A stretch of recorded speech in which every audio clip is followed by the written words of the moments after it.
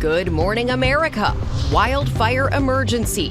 Nearly 100 large fires burning in the West, including the largest of the year in California, forcing thousands from their homes. A suspect in custody accused of igniting the massive fire. We're standing in the only road in and out of Cohasset right now, and we're getting covered with smoke and ash. Ginger and Kayna are tracking it all. Breaking overnight, Kamala Harris getting a major endorsement from former President Barack Obama and Michelle Obama after visiting 4 states in 4 days. We want to ban assault weapons, and they want to ban books. What Donald Trump is now saying about debating Harris, and the new focus on J.D. Vance's comments made about people without children. French train lines targeted, what authorities are calling a massive coordinated attack ahead of tonight's Olympic opening ceremony. 2 top leaders of a notorious drug cartel arrested, responsible for the majority of drugs, including fentanyl, killing Americans. Justin Timberlake's DWI case, the criminal charges against the superstar singer, his team in court. Reports of Teflon flu cases on the rise, the symptoms to watch for, and how to cook safely with nonstick pans. Start your engine. The cash is zooming by. We're revving up our efforts to help you. Show me the money! As Team USA's women's soccer team races away with a big win, plus tennis sensation Coco Gauff set to make Team USA Olympics history. And I haven't met LeBron yet, but I am excited to meet him and be a flag bearer alongside him. And the world is waiting to see if Celine Dion and Lady Gaga will take the opening ceremony stage.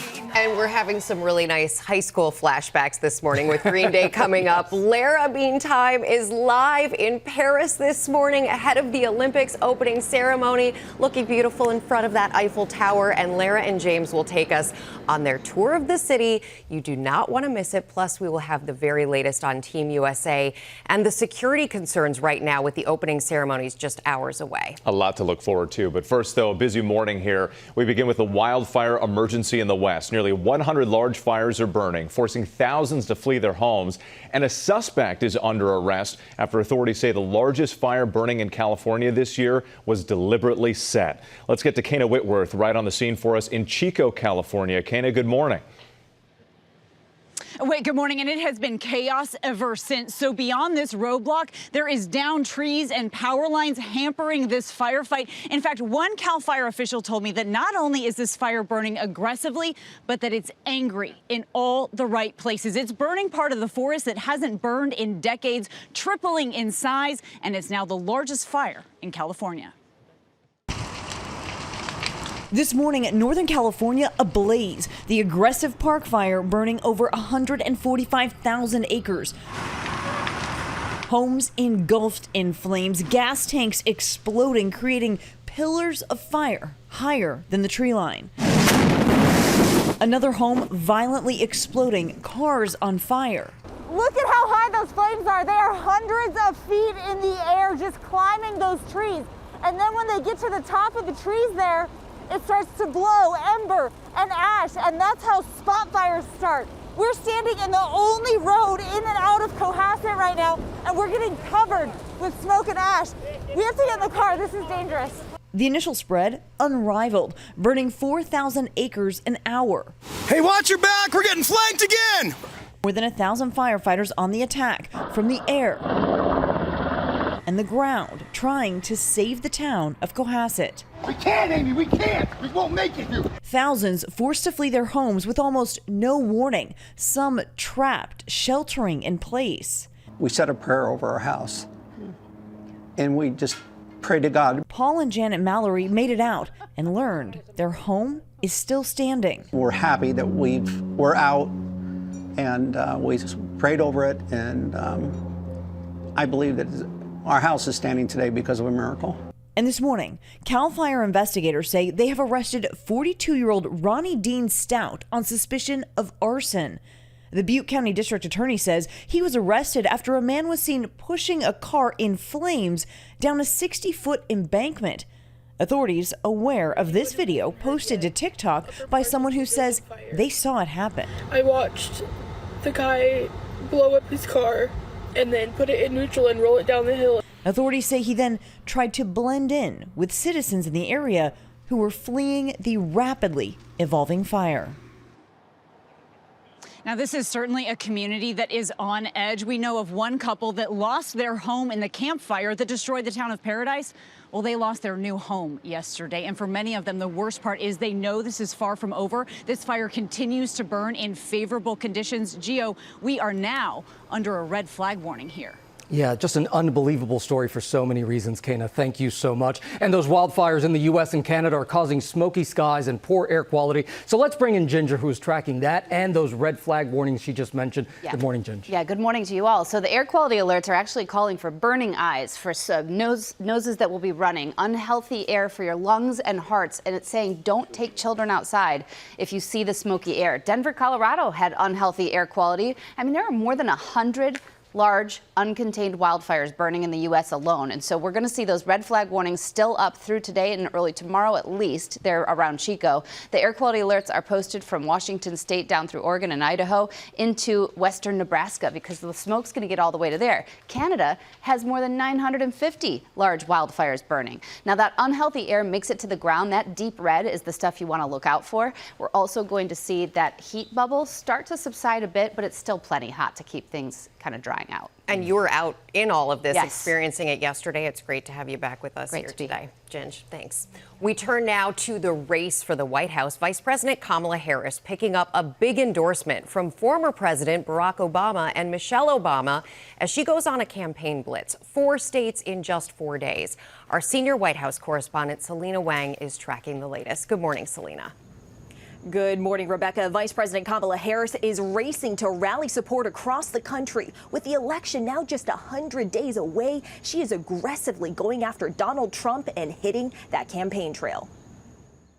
Hi. Hey there. This morning, Vice President Kamala Harris getting a major endorsement and revving up her campaign. We called to say Michelle and I couldn't be prouder to endorse you and to do everything we can to get you through this election and into the Oval Office. The former president and First Lady, Barack and Michelle Obama, throwing their seismic weight behind Harris as she finishes her first week as a presidential candidate, hitting 4 states in 4 days. Bring it on. Bring it on. And sharpening her attacks on Trump as an enemy of the middle class. Donald Trump and his extreme allies want to take our nation back to failed trickle-down economic policies, back to union busting, back to tax breaks for billionaires. Overnight, Harris rallying one of the nation's largest teachers' unions in Houston, Texas. We want to ban assault weapons, and they want to ban books. We choose freedom. The vice president dropping her first campaign ad featuring Beyonce's song Freedom. The freedom not just to get by, but get ahead. Harris says she's ready to debate Donald Trump. I think the voters deserve to see the split screen that exists in this race on a debate stage, and so I'm ready. Let's go. But Trump now backtracking on his pledge to face off on stage, his campaign saying it would be inappropriate to schedule things with Harris because Democrats very well could still change their minds. Harris quickly pitting Trump's words against him, asking what happened to any time, any place when the nominee was President Joe Biden. And this morning, previous comments from Trump's vice presidential candidate J.D. Vance, first reported by ABC, calling for people without children to be taxed more. We need to reward the things that we think are good and punish the things that we think are bad. So you talk about tax policy. Let's tax the things that are bad and not tax the things that are good.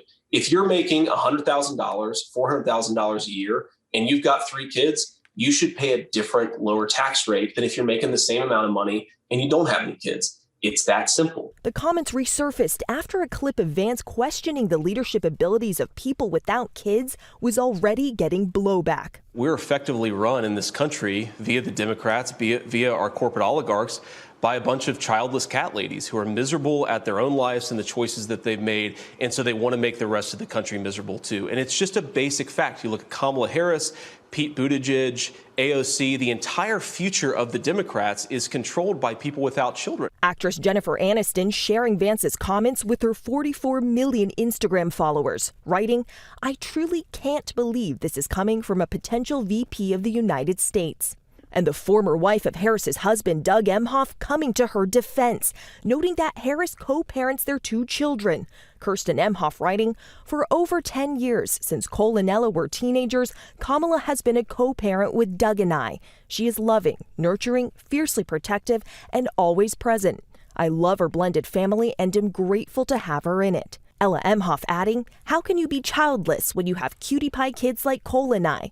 I love my 3 parents." And time is running out for Harris to pick a running mate. I'm told she's still considering a pool of about a dozen people. And on Monday, Governor Shapiro and Whitmer are both campaigning for Harris in battleground Pennsylvania. Both of them are considered possible running mates. Whit. All eyes on that decision for sure. Selena Wang, thank you. And Vice President Kamala Harris met in Washington with Israeli Prime Minister Benjamin Netanyahu. President Biden also met separately with the Israeli leader.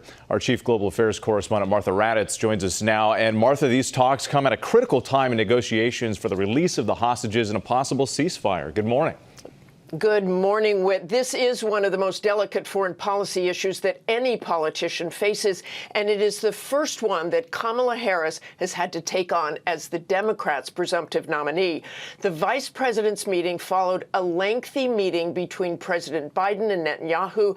Biden has pushed to end the war humanely and bring the hostages home, but it was Harris who took center stage after her 40-minute session with Netanyahu, strongly backing Israel's right to defend itself, but saying bluntly that far too many innocent civilians have been killed, calling the situation in Gaza devastating. At the same time, criticizing protesters who burned a flag and shouted anti-Israel slogans here in Washington.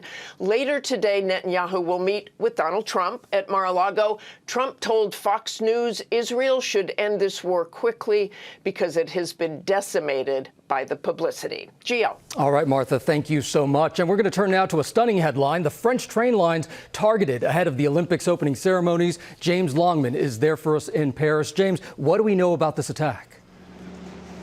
Yeah, good morning, Gio. Details are pretty scant at the moment, but French authorities are calling this a massive and coordinated attack on this country's railway system. 3 fires were set along rail lines to the north and the east of Paris. It could be that with so much security in place here in the capital that these attackers found easier targets elsewhere. It's caused massive delays and cancellations. Nearly 1 million people will have been affected through the weekend. Fires were set in signal boxes. Lines were cut on high-speed rail lines. It's even affected the Eurostar that connects the UK with France. No word yet on who carried this out, but the intelligence services are involved in the investigation. It is clear this was an attempt to sabotage the opening ceremony of the Games tonight. Rebecca? And we know you'll continue to follow it for us from there, James. Thank you. We turn now to the arrest of 2 leaders of the notorious Sinaloa drug cartel who are now facing prosecution in the U.S. for multiple counts of manufacturing and trafficking drugs and other crimes. Overnight, Attorney General Merrick Garland made a rare video statement on the arrests. The Justice Department will not rest until every single cartel leader, member, and associate responsible for poisoning our communities is held accountable. A significant move, so we bring in now Chief Justice correspondent Pierre Thomas to break it down. Good morning, Pierre. Rebecca, good morning. The Sinaloa cartel is one of the world's most prolific and violent drug organizations, responsible for shipping thousands of pounds of cocaine, methamphetamine, and fentanyl into the U.S. every single day, making billions in profits. Fentanyl is killing Americans by the tens of thousands each year.